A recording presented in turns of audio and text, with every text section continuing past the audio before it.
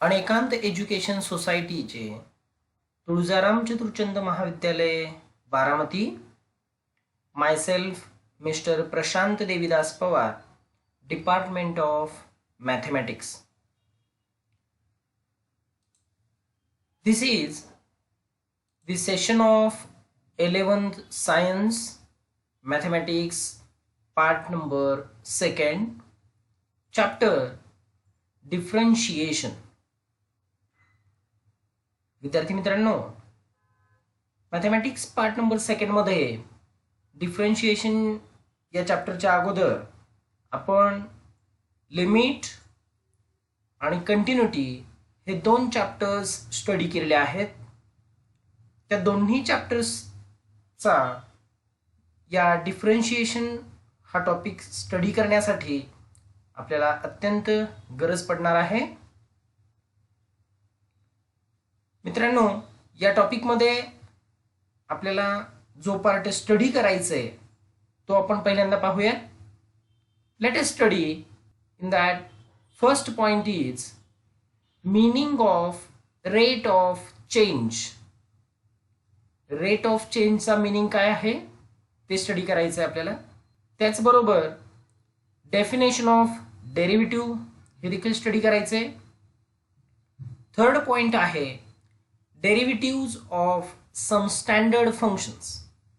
काही स्टँडर्ड फंक्शनचे डेरिव्हेटिव्ह्ज आपल्याला बाय युझिंग डेफिनेशन हे बघायचे. त्याचबरोबर relation between continuity and differentiability, म्हणजे याच्या अगोदर जो टॉपिक स्टडी केलाय कंटिन्युटी, त्याचं आणि या डेरिव्हेटिव्हचं काय रिलेशन आहे ते आपल्याला बघायचंय.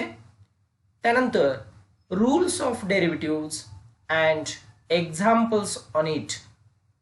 डेरिव्हेटिव्हचे जे रूल्स काय आहेत आणि त्याच्यावरची काही एक्झाम्पल्स देखील आपण या ठिकाणी सोडवणार आहोत. आजच्या लेक्चरला आपण meaning of rate of change, definition of derivative आणि derivatives of some standard function, काही स्टँडर्ड फंक्शनचे डेरिव्हेटिव्ह्ज आज आपण स्टडी करणार आहोत. फर्स्ट 3 पॉइंट्स आपण आजच्या लेक्चरला पाहूयात.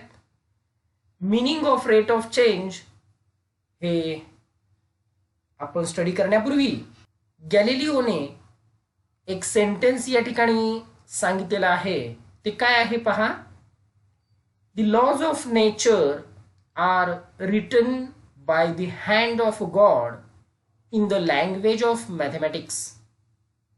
गॅलिलिओच्या मते निसर्गाचे जे नियम आहेत ते देवाने गणितीय भाषेत लिहिले आहेत असे गॅलिलिओ म्हणतात. मित्रांनो, याचा अर्थ जेव्हा आपण एखादा मॅथमॅटिक्स मधला रूल जो पाहतोय तो एक्झॅक्टली डे टू डे लाईफशी किंवा निसर्गाशी तो रिलेटेड आहे. तर हे जे पाहणार आहोत रेट ऑफ चेंज, फर्स्ट जो पॉइंट आहे ते पाहताना आपण हे निसर्गातील एक एक्झाम्पल पाहूया. या ठिकाणी तळ दिसतंय आपल्याला, एक पाणी या ठिकाणी आहे. त्यामध्ये जर एक स्टोन एखादा ड्रॉप केला, आपण टाकला, तर आपल्याला माहिती असे सर्क्युलर रिपल्स या ठिकाणी जसे फॉर्म झालेले आहेत तसे दिसत आहेत. या ठिकाणी डक आहे पाण्यामध्ये, तर त्या डकमुळे इथे आपल्याला सर्क्युलर रिपल्स फॉर्म झालेले दिसत आहेत बघा. छोटे छोटे, पहिल्यांदा फर्स्ट छोटा सर्कल आहे, त्यानंतर मोठा सर्कल, त्यानंतर मोठा सर्कल, असे सर्क्युलर रिपल्स या ठिकाणी फॉर्म झालेले आहेत. तर फर्स्ट जो सर्कल आहे त्याचा रेडियस r असेल, टाइम t असेल. नंतर जो सर्कल फॉर्म होईल, समजा त्याचा रेडियस r पेक्षा ग्रेटर असेल आणि टाइम देखील ग्रेटर असेल. त्याच पद्धतीनं असे विविध या ठिकाणी सर्कल्स आहेत, त्यांचे डिफरंट रेडियस असतील. ज्या पद्धतीनं रेडियसमध्ये इन्क्रीज होणार आहे तसंच टाइम मध्ये देखील इन्क्रीज होणार आहे. म्हणजेच रेडियसमध्ये जसा चेंज होतोय तसाच टाइम मध्ये देखील चेंज होणार आहे. यावरून आपल्याला त्या रेडियस आणि टाइम याच्यामध्ये जो चेंज होतोय त्याला आपण या ठिकाणी रेट ऑफ चेंज असं म्हणू शकतो. पहा मित्रांनो, radius r centimeter of a particular circular ripple is related to the time t. म्हणजे फर्स्ट सर्कलचा रेडियस r असेल at time t in seconds since the photo was taken. r equal to 4t plus 3 हे जे relation आहे याच्यानुसार how fast is the area of the circle growing when the radius is 10 centimeter. जेव्हा radius 10 centimetre असेल तेव्हा time काहीतरी असेल आणि 10 सेंटीमीटर रेडियस असताना सर्कलचा एरिया जो आहे तो कशा पद्धतीनं चेंज होणार आहे, कशा पद्धतीनं वाढणार आहे ते आपल्याला या ठिकाणी कॅल्क्युलेट करता येईल. आणि ते कॅल्क्युलेट करण्यासाठी आपल्याला रेट ऑफ चेंज हे जे काही आहे कन्सेप्ट ते माहीत असणं गरजेचं आहे. म्हणजेच या ठिकाणी हे डिफरन्शिएशन किंवा डेरिव्हेटिव्ह हा पार्ट स्टडी करण्याची या ठिकाणी गरज आहे. म्हणजे अशा टाईपची जी एक्झाम्पल्स आहेत डे टू डे लाईफ मधली निसर्गातली अशी विविध एक्झाम्पल्स आहेत. या ठिकाणी मी एक एक्झाम्पल तुम्हाला सांगितलंय, अशी भरपूर एक्झाम्पल्स आहेत. ती सोडवण्यासाठी आपल्याला या डिफरन्शिएशनचा किंवा डेरिव्हेटिव्हची माहिती असणं गरजेचं आहे. ठीक आहे मित्रांनो, तर आपण या ठिकाणी रेट ऑफ चेंज हा मॅथमॅटिकली काय पार्ट आहे तो पाहूयात. Meaning of rate of change. पहा, suppose that we are travelling in a car from one place to another place. आपण डेली विचार केला तरी घरून आपण कॉलेजकडे येतोय, कॉलेजमधून पुन्हा घरी जातोय. हा जरी विचार केला तरी कॉलेजमधून घरी आणि घरून कॉलेजमध्ये जाण्यासाठी आपल्याला जे मार्ग आहेत, जे रूट्स आहेत ते डिफरंट आहेत. आणि डिफरंट रूट्सवरून आपण एका ठिकाणावरून दुसऱ्या ठिकाणी जाताना टाइम सुद्धा आपल्याला डिफरंट लागणार आहे. तर इथे त्या पद्धतीचं एक्झाम्पल घेतलंय. Then the average speed of the car. कारने या ठिकाणी ट्रॅव्हलिंग करतोय तर the average speed of the car is given by average speed is equal to total distance traveled upon time taken to travel that distance. Okay, बघा average speed कसं calculate केलं जातं तर total distance travelled upon time taken to travel that distance. अशा पद्धतीनं जर displacement upon time हे जर केलं तर आपल्याला ॲव्हरेज स्पीड कॅल्क्युलेट करता येतो. Here the process of obtaining the speed is given by the differentiation of the distance function with respect to time. हे डिस्टन्स फंक्शन जे आहे ते टाइमवर डिपेंड आहे. ओके, त्यामुळं प्रोसेसला, ही जी प्रोसेस आहे distance upon time average speed काढण्याची, या प्रोसेसला डिफरन्शिएशन असं म्हटलेलं आहे. म्हणजेच rate of change. Rate of change of distance with respect to time हे जे आहे आपण याला स्पीड म्हणतोय. थोडक्यात rate of change of displacement with respect to time आपण वेलॉसिटी असं कन्सिडर करूयात. पहा, फिजिक्स सब्जेक्टमध्ये आपल्याला माहिती rate of change of displacement with respect to time याला आपण वेलॉसिटी असं म्हटलंय. तर speed is the rate of change of distance with time असं म्हटले पाहिजे या ठिकाणी. म्हणजेच आपण असं म्हणू शकतो the rate of change in a function at point with respect to the variable is called the derivative of the function at the point. पहा, the rate of change in a function. Function मध्ये होणारा rate of change कुठे, त्या point साठी. इथं distance हा काय घेतलाय, फंक्शन घेतलाय. डिस्टन्स फंक्शन मध्ये होणारा चेंज जो आहे with respect to the variable. Variable काय आहे, time. With respect to time is called the derivative of the function at the point. असं या ठिकाणी रेट ऑफ चेंजचा मीनिंग आहे. म्हणजेच आपण y हा फंक्शन असेल तर y या फंक्शन मध्ये चेंज होत असेल विथ रिस्पेक्ट टू x म्हणजेच dy बाय dx असं आपण म्हणू शकतो, किंवा s जर डिस्प्लेसमेंट असेल आणि t जर टाइम असेल तर ds बाय dt म्हणजे rate of change of displacement with respect to time ds by dt याला आपण या ठिकाणी रेट ऑफ चेंज असं म्हणू शकतो किंवा डेरिव्हेटिव्ह म्हणू शकतो. ठीक आहे. The process of finding the derivative is called differentiation. ही जी प्रोसेस आहे डेरिव्हेटिव्ह फाइंड आउट करण्याची म्हणजेच rate of change of one function with respect to another function, हे जी फाइंड आउट करण्याची डेरिव्हेटिव्हची जी प्रोसेस आहे त्याला आपण डिफरन्शिएशन असं म्हणतोय. म्हणजेच rate of change is nothing but differentiation असं या ठिकाणी आपण म्हणू शकतो. मित्रांनो, आता डेरिव्हेटिव्हची मॅथमॅटिकल डेफिनेशन काय आहे ती या ठिकाणी स्टडी करूयात. डेफिनेशन ऑफ डेरिव्हेटिव्ह पहा. Let f of x be a function defined on an open interval containing the point a.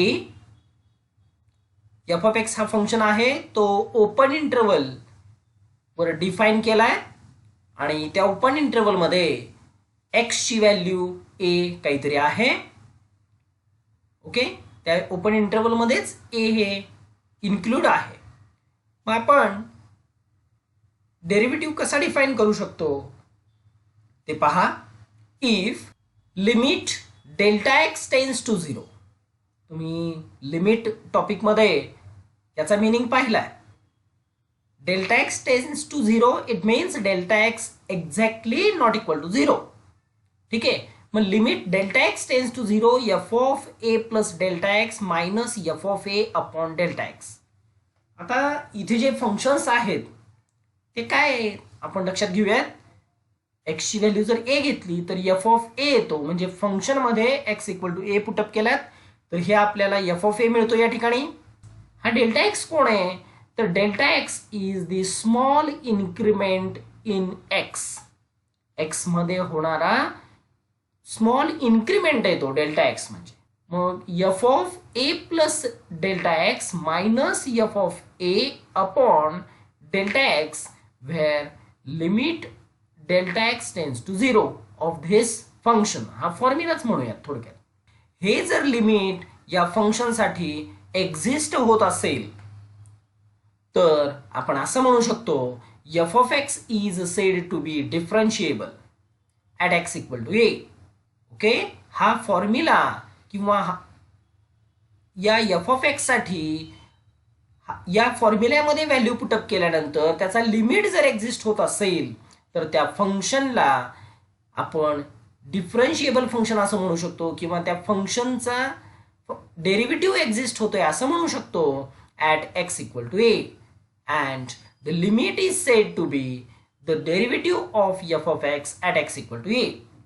पहा, तो फंक्शन डिफरन्शिएबल आहे असं आपण म्हणू शकतो, किंवा हे जे लिमिट आलेलं आहे त्या लिमिटला आपण काय म्हणणार आहोत derivative of that function at x equal to A and it is denoted by F dash of A. हा डेरिव्हेटिव्ह जो डिनोट करणार आहोत ते आपण एफ डॅश ऑफ ए नी डिनोट करणार आहोत. म्हणजेच मित्रांनो, या ठिकाणी हा फॉर्म्युला अत्यंत महत्वाचा आहे. डेफिनेशन आहे ही डेरिव्हेटिव्हची. लिमिटचे फॉर्म्युले तुम्ही बघितलेले आहेत. त्या लिमिटच्या फॉर्म्युल्याप्रमाणे हा फॉर्म्युला आहे. तर हे व्यवस्थितपणे आपल्याला लक्षात ठेवायचे. पहा, note that let y equal to F of x be a function. Let delta X and delta Y with the corresponding small increments in X and Y respectively. y equal to F of X जर function असेल आणि x मध्ये small increment delta x घेतला, y मध्ये small increment delta Y जर असेल तर आपण हे कशा पद्धतीने डेरिव्हेटिव्ह लिहू शकतो पहा. then limit delta x tends to 0 delta y by delta x is equal to dy by dx. Okay, तर हा देखील फॉर्म्युला आहे किंवा ही डेफिनेशन आहे डेरिव्हेटिव्हची. ओके, हे लक्षात घ्या. आपल्याला याचा वापर थेरम्स किंवा रूल्स ऑफ डेरिव्हेटिव्ह हे प्रूव्ह करण्यासाठी हे लागणार आहे. Limit delta x tends to 0 delta y by delta x आपल्याला dy बाय dx लिहिता येतं, किंवा dy बाय dx असेल तर limit delta x tends to 0 delta y by delta x अशा पद्धतीने लिहिता येतं. ठीक आहे. Thus dy by dx is equal to f dash of x. हे डेरिव्हेटिव्ह चे नोटेशन्स आहेत. म्हणजे dy by dx हा रीड कसा करायचा, derivative of y with respect to x म्हणजेच f dash of x असं आपण या ठिकाणी लिहू शकतो. म्हणजे डेफिनेशन ऑफ डेरिव्हेटिव्ह लक्षात ठेवण्यासाठी आपल्याला हा फॉर्म्युला लक्षात ठेवणं गरजेचं आहे. Limit delta x tends to 0 f of a plus delta x minus f of a upon delta x हे जर एक्झिस्ट होत असेल, ही लिमिट एक्झिस्ट होत असेल तर आपण डेरिव्हेटिव्ह एक्झिस्ट होतोय असं म्हणणार आहोत. ठीक आहे मित्रांनो, आता आपण याच्या पुढचा पार्ट पाहूयात. मित्रांनो, तुम्ही लिमिट कन्सेप्ट स्टडी करताना लेफ्ट हँड लिमिट आणि राईट हँड लिमिट हे दोन कन्सेप्ट स्टडी केलेले आहेत. त्याच पद्धतीने इथं आपण राईट हँड डेरिव्हेटिव्ह आणि लेफ्ट हँड डेरिव्हेटिव्ह हा थोडक्यात काय आहे हे जाणून घेऊयात. पहा, राईट हँड डेरिव्हेटिव्ह म्हणजे या ठिकाणी 0 प्लस आणि लेफ्ट हँड डेरिव्हेटिव्ह म्हणजे 0 मायनस. हे थोडंसं डोक्यात ठेवणं गरजेचं आहे. एक्झॅक्ट दोघांमध्ये काय डिफरन्स आहे ते आपण लक्षात घेऊयात. If y equal to F of x is a real function and a is any real number. आत्ता जी डेफिनेशन आपण पाहिली, limit delta x tends to 0 म्हटलं होतं आपण. F of A plus delta x minus f of a upon delta x घेतला होता. तर त्या डेल्टा एक्सच्या ठिकाणी मी आपल्याला for our convenient let us consider delta x is equal to h consider करतो या ठिकाणी. ओके, मग F of A plus H minus f of a upon H formula इथला सेम आहे, फक्त चेंज कुठे आहे तर इथे आहे. पहा चेंज, डेल्टा एक्सच्या ऐवजी इथे एच घेतला आणि एच टेन्स टू 0 प्लस जर असेल तर त्याला आपण राईट हँड 0 प्लस म्हणजे राईट हँड साइड, म्हणजेच हे जर एक लिमिट एक्झिस्ट होत असेल तर त्याला आपण राईट हँड डेरिव्हेटिव्ह असं म्हणतो. Function exist at x equal to A and it is denoted by, याला नोटेशन्स दिलेले आहेत. R F dash of A, right hand डेरिव्हेटिव्हला R F dash of A असं म्हटलंय, किंवा F dash of A plus किंवा एफ डॅश ऑफ ए इथे या ठिकाणी प्लस लिहिले पहा. ठीक आहे. त्याचबरोबर लेफ्ट हँड डेरिव्हेटिव्ह काय आहे ते एक्झॅक्ट याच्या अपोजिट आहे. म्हणजे इथे सेम फॉर्म्युला सेम आहे, फक्त 0 प्लसच्या ठिकाणी या ठिकाणी 0 मायनस येईल. बघा, if y equal to F of x is a real function and a is any real number, then limit h tends to 0 minus f of a plus h minus f of a upon h if it exists is called the left hand derivative of f of x at x equal to a, and it is denoted by l f dash of a or f dash of a minus or f dash of a इथे minus आहे. ठीक आहे. मग मित्रांनो, या ठिकाणी right hand derivative असेल किंवा लेफ्ट हँड डेरिव्हेटिव्ह असेल, याच्यामध्ये एक्झॅक्ट डिफरन्स काय लक्षात ठेवणार आहोत आपण, तर डेफिनेशन सेम आहे, फक्त इथे एच टेन्स टू 0 प्लस असेल तर आर एफ डॅश ऑफ ए म्हणजे राईट हँड डेरिव्हेटिव्ह, आणि एच टेन्स टू 0 मायनस असेल तर एल एफ डॅश ऑफ ए अशा पद्धतीनं लेफ्ट हँड डेरिव्हेटिव्ह आहे. मग आता डेरिव्हेटिव्ह ऑफ द फंक्शन कधी एक्झिस्ट म्हणू शकतो आपण, तर पहा, if f dash of a plus and f dash of a minus are equal, हे दोन्ही जर लिमिट एक्झिस्ट होत आहेत आणि ते जर इक्वल असतील, राईट हँड डेरिव्हेटिव्ह आणि लेफ्ट हँड डेरिव्हेटिव्ह दोन्ही जर इक्वल असतील, तर आपण असं म्हणू शकतो f of x is said to be differentiable at x equal to a. म्हणजे आपल्याला जर फंक्शन हा डिफरन्शिएबल आहे हे प्रूव्ह करायचं असेल तर आपल्याला लेफ्ट हँड डेरिव्हेटिव्ह आणि राईट हँड डेरिव्हेटिव्ह हे दोन्ही एक्झिस्ट होत आहेत आणि इक्वल आहेत हे दाखवलं पाहिजे. हे लक्षात घ्या. आपल्याला यावरची एक्झाम्पल सुद्धा पुढच्या लेक्चरला सोडवायचे आहेत की राईट हँड डेरिव्हेटिव्ह आणि लेफ्ट हँड डेरिव्हेटिव्ह हे इक्वल दाखवायचं आहे आणि मगच तो फंक्शन डिफरन्शिएबल आहे असं आपण म्हणू शकतोय. ठीक आहे. याच्या पुढे जो कन्सेप्ट आहे तो म्हणजे derivative by method of first principle हा कन्सेप्ट आहे आणि याच्यावर आपल्याला एक्झाम्पल सोडवायचे आहेत. पहा, the process of finding the derivative of a function from the definition of derivative is known as derivative from first principle. अतिशय सिंपल आहे, ही डेफिनेशनच आहे डेरिव्हेटिव्हची, फक्त त्याला फर्स्ट प्रिन्सिपल असं म्हटलेलं आहे. मग या ठिकाणी फर्स्ट प्रिन्सिपल काय आहे तर डेरिव्हेटिव्ह फाइंड आउट करायची जी प्रोसेस आहे कशावरून, डेफिनेशनवरून. म्हणजे आता जी डेफिनेशन पाहिली आपण डेरिव्हेटिव्हची त्या डेफिनेशनवरून जी डेरिव्हेटिव्ह फाइंड आउट करायची जी प्रोसेस आहे त्या प्रोसेसला डेरिव्हेटिव्ह फ्रॉम फर्स्ट प्रिन्सिपल म्हटलंय. तर हा फर्स्ट प्रिन्सिपल काय आहे बघा, if f of x be function defined on an open interval, then the derivative of f of x with respect to x, फंक्शनचा derivative with respect to x हा कसा लिहायचा, by the method of first principle is given by f dash of x. आताच पाहिलं आपण derivative f dash of x ने denote करतोय आपण. तर फॉर्म्युला काय आहे, limit h tends to 0. Left हँडला आपण 0 मायनस म्हटला, राईट हँडला 0 प्लस म्हटलं, पण इथे मात्र डायरेक्ट लिमिट एक्झिस्ट होतोय first principle by using definition. Definition काय आहे पहा, एफ डॅश ऑफ एक्स. आपल्याला ज्यावेळेस फर्स्ट प्रिन्सिपलचा वापर करून एक्झाम्पल सोडवायचे असतात तेव्हा हा फर्स्ट प्रिन्सिपल यूज करायचा आहे डेरिव्हेटिव्हचा. तो f dash of x is equal to limit H tends to 0 f of x plus H minus f of x upon h. पहा, इथे फक्त एफ ऑफ एक्स दिलेला फंक्शन लिहायचा आणि इथे x plus h, f of x plus H लिहायचंय upon h आणि limit घ्यायचं h, limit H tends to 0 and this is also denoted by dy by dx, कारण y is nothing but f of x आपण म्हणतो.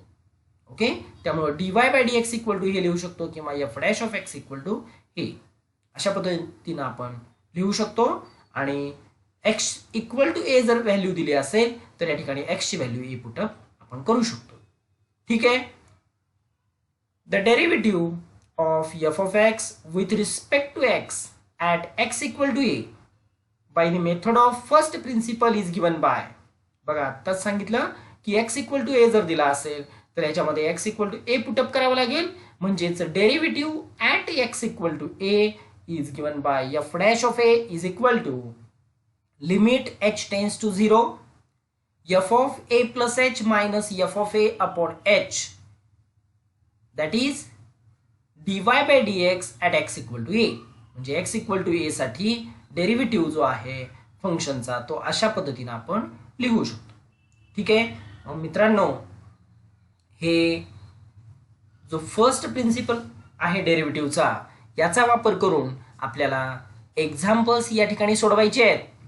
पण ती example सोडवण्यासाठी आपल्याला लिमिट टॉपिकमध्ये काही फॉर्म्युले आपण अगोदर स्टडी केलेले आहेत. ते फॉर्म्युले कोणते आहेत ते आपण बघायचे आहेत. ओके, तर आत्तापर्यंत जो काही कन्सेप्ट डेरिव्हेटिव्हचा आपण स्टडी केलाय त्यामध्ये सर्वात महत्त्वाचं फक्त आपल्याला एवढं लक्षात ठेवायचं आहे ते म्हणजे f derivative of first principle हा पार्ट लक्षात ठेवायचा, म्हणजे जेणेकरून आपल्याला सगळी एक्झाम्पल सोडवता येतील. तर derivative by method of first principle हा फर्स्ट प्रिन्सिपल काय आहे तर f dash of x equal to limit H tends to 0 f of x plus H minus f of x upon h is equal to dy by dx हीच definition of derivative आहे. ठीक आहे, मग आपण काही स्टँडर्ड लिमिट्स जे आपल्याला या टॉपिकमध्ये गरजेचे आहेत एक्झाम्पल सोडवण्यासाठी ते पाहूयात. पहा, स्टँडर्ड फॉर्म्युले for limits. Formula number first काय आहे पहा, limit theta tends to 0, theta असेल एक्स असेल काही असेल या ठिकाणी, तर sine P theta upon P theta म्हणजे साइन ऑफ हा अँगल जो आहे पी थिटा तोच अँगल डिनॉमिनेटरला असणं गरजेचं आहे. म्हणजे या ठिकाणी limit theta tends to 0 sine P theta upon P theta याचा आन्सर येतो 1. ओके, किंवा लिमिट एक्स टेन्स टू 0 असेल, साइन एक्स अपॉन एक्स असेल तर आन्सर पुन्हा 1च येतं. ठीक आहे. आणि डिनॉमिनेटरला जर इथे पी नसेल, फक्त इथे असेल तर पी आन्सर आपण डायरेक्टली या ठिकाणी लिहू शकतो. ठीक आहे. त्याचबरोबर ज्या पद्धतीनं साइन फंक्शनसाठी फॉर्म्युला सांगितला लिमिटचा, तसाच टॅन साठी देखील पाहिलेला आहे. Limit theta tends to 0 tan of P theta upon P theta is equal to 1. Next third formula पहा. Limit x tends to 0 A raise to x minus 1 upon X असेल तर आन्सर येतं लॉग ए. ओके.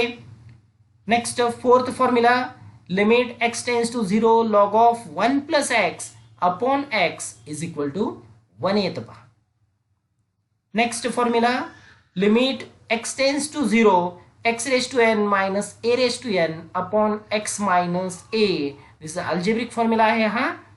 तर याचा answer पुन्हा 1च येणार आहे. Next formula. Limit x tends to 0 1 plus x raise to 1 upon x is equal to 1 येतं. ओके विद्यार्थी मित्रो, या ठिकाणी आपण जर हे सगळे फॉर्म्युले ऑब्झर्व केले तर प्रत्येकाचे आन्सर्स 1च येणार आहेत. फक्त इथे याचा आन्सर जे आहे third formula limit x tends to 0 A raise to x minus 1 upon x, याच्यासाठी मात्र आन्सर लॉग ए येणार आहे. पण हे कोणते फॉर्म्स आहेत स्टँडर्ड फॉर्म्स, किंवा दिलेल्या लिमिटमध्ये जो फंक्शन आहे तो या स्टँडर्ड फॉर्म मध्ये कन्वर्ट झाल्यानंतरच त्याचा आन्सर आपण 1 लिहू शकतो, हे आपल्याला लक्षात आलं पाहिजे.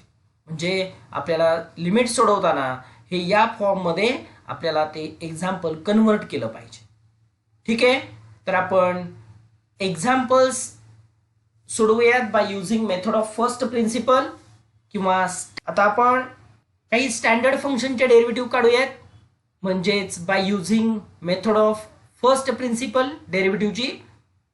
Derivative of some standard functions. Find the derivative of a raised to x with respect to x by method of first principle. काय आहे फर्स्ट प्रिन्सिपल माहिती आपल्याला. Let f of x is equal to A raise to x, f of x plus h पाहिजे. First principle माहिती आहे. By method of first principle. काय method of first principle डेरिव्हेटिव्हची ती f dash of x equal to limit H tends to 0 f of x plus H minus f of x upon h आहे. मग याच्यामध्ये function F of x माहीत पाहिजे. इथे function दिलेला आहे ए रेस टू एक्स. ठीक आहे. घेतला F of x equal to A raise to X. त्याच्या अगोदर इथे दिसतंय आपल्याला F of x plus H लिहायचंय. In place of X we have to write X plus H, म्हणजे एक्सच्या जागी एक्स प्लस एच लिहावं लागेल. मग F of x plus H आपल्याला मिळेल तर ए raise to X plus H. मी दोन्ही व्हॅल्यूज या फंक्शनच्या इथे पुटअप करतोय, म्हणजे काय येईल पहा. F dash of x is equal to limit H tends to 0 A raise to X plus H minus A raise to X upon H आला पहा. ठीक आहे. मग आता इथे A raise to x into A raise to H आपल्याला लिहिता येईल, इथे स्प्लिटअप करता येईल. म्हणजे या ठिकाणी limit H tends to 0 A raise to x into A raise to h आहे. मग ए रेस टू एक्स या दोघांमधून कॉमन घेता येईल, म्हणजे a raise to x common आला तर ब्रॅकेटमध्ये इथे ए रेस टू एच राहतं आणि इथे minus A raise to x common आल्यामुळं या ठिकाणी 1 राहतो पहा. मग a raise to x into bracket a raise to h minus 1 upon H आला. ठीक आहे. मग आता लिमिट हा जो आहे तो एच टेन्स टू 0 आहे, म्हणजे एच या व्हेरिएबलवर आपण लिमिट ऑपरेट करतोय. याचा अर्थ ए रेस टू एक्स हा कॉन्स्टंट आहे. तो कॉन्स्टंट जो आहे तो लिमिटच्या बाहेर घेऊया या ठिकाणी. तर ए रेस टू एक्स या ठिकाणी बाहेर आला. So limit H tends to 0 A raise to h minus 1 upon H आला. हे जर आपण ऑब्झर्व केलं या ठिकाणी limit H tends to 0 A raise to h minus 1 upon h, याच्यासाठी आपण डायरेक्टली पुटअप करू शकतो लॉग ए.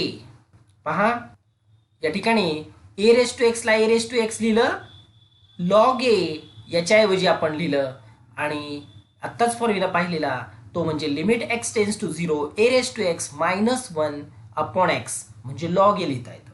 इथं एक्सच्या जागी एच आहे. ठीक आहे. मग अशा पद्धतीनं मित्रांनो आपण a raise to x into log a हे जे आलेलं आहे हे डेरिव्हेटिव्ह आला आपल्या. तर ए रेस टू एक्सचा डेरिव्हेटिव्ह आपण फाइंड आउट केला, तो म्हणजे a raise to x into log a. तर आता हा आपण फॉर्म्युला म्हणून कन्सिडर करणार आहोत. पुढची सगळी एक्झाम्पल सोडवताना हे जे डेरिव्हेटिव्ह येणार आहेत आपले ते स्टँडर्ड फॉर्म्युले म्हणून आपण यूज करणार आहोत. तर ए रेस टू एक्सचा डेरिव्हेटिव्ह आपण लक्षात ठेवायचा आहे a raise to x into log a. जर तुम्हाला फर्स्ट प्रिन्सिपलचा वापर करून क्वेश्चन असेल तर या पद्धतीनं सोडवायचं, अदरवाईज डायरेक्टली हा फॉर्म्युला म्हणून आपण डेरिव्हेटिव्ह लिहू शकतो एक्झाम्पल्समध्ये. सेकंड, याच्या पुढचं आणखी एक स्टँडर्ड फंक्शन घेऊयात. फर्स्ट आपण ए रेस टू एक्सचा डेरिव्हेटिव्ह आत्ता काढला, कॅल्क्युलेट केला. आता आपण लॉग एक्सचा डेरिव्हेटिव्ह पाहूयात by using method of first principle. ठीक आहे. कसं पाहायचं बघा. त्यासाठी आपल्याला फंक्शन कन्सिडर करावं लागेल f of x equal to log x. पुन्हा त्यानंतर f of x plus H म्हणजे एक्सच्या जागी एक्स प्लस एच पुटअप करावं लागेल. तर f of x plus h आणि एफ ऑफ एक्स हे दोन्ही by using method of first principle of derivative आपण फॉर्म्युला माहिती आहे f dash of x is equal to limit H tends to 0 f of x plus H minus f of x upon h. याच्यामध्ये f of x आणि f of x plus h put up करूयात. म्हणजे काय येईल या ठिकाणी f dash of x equal to limit H tends to 0 log of x plus H minus log x upon H आला पहा. ओके. मग आता आपल्याला माहिती असे एक्झाम्पल्स आपण लॉगॅरिथम आणि लिमिट जे सोडवलेले आहेत. तर हे कसं सोडवायचं एक्झाम्पल पहा. तर log a minus log b चा फॉर्म्युला आपल्याला माहिती आहे, तो म्हणजे log of a upon b येतो. तर इथे मी तो यूज करतोय. Limit H tends to 0 log of x plus h upon x लिहिला, अपॉन एच लिहिलाय. तर log of x upon x म्हणजे 1 येतो प्लस एच अपॉन एक्स लिहिला पहा. तर या ठिकाणी limit H tends to 0 log of 1 plus h upon x upon H आला. विद्यार्थी मित्र, या ठिकाणी आपण limit H tends to 0 log of 1 plus x upon x असायला पाहिजे आपल्याकडे, म्हणजे आपल्याला त्याचं लिमिटचा आन्सर लिहिता येतं. तर log of 1 plus x, x म्हणजे या ठिकाणी एच अपॉन एक्स आहे. तर इथे देखील मला एच अपॉन एक्स लिहिता येईल, पण एच अपॉन एक्स लिहिण्यासाठी एक्सने मला मल्टिप्लाय आणि डिवाइड करावं लागेल. मग मी त्या पद्धतीनं करून घेतोय. पहा, F dash of x is equal to limit H tends to 0 log of 1 plus h upon x. या ठिकाणी एच अपॉन एक्स लिहिला, इथे एक्सने मल्टिप्लाय केला आणि इथे डिवाइड केला पहा. किंवा 1 अपॉन एक्सने इथे मल्टिप्लाय केलं, 1 अपॉन एक्सने डिनॉमिनेटरला पण मल्टिप्लाय केलं. म्हणजे 1 अपॉन एक्स कॅन्सल होईल, म्हणजेच आपल्याला पुन्हा हे मिळेल. याचा अर्थ एक्सने या ठिकाणी मल्टिप्लाय केलं आणि डिवाइड केलं. मग आता आपल्याला या ठिकाणी limit x tends to 0 log of 1 plus x upon x हा जो फॉर्म्युला आहे तो 1 येतो, म्हणजेच याचा आन्सर या ठिकाणी 1 येतं. मग आपण डायरेक्टली लिहू शकतो या ठिकाणी एच हा 0 होत असेल तर एच अपॉन एक्स पण 0 होतो, असं आपण मेन्शन करू शकतो या ठिकाणी.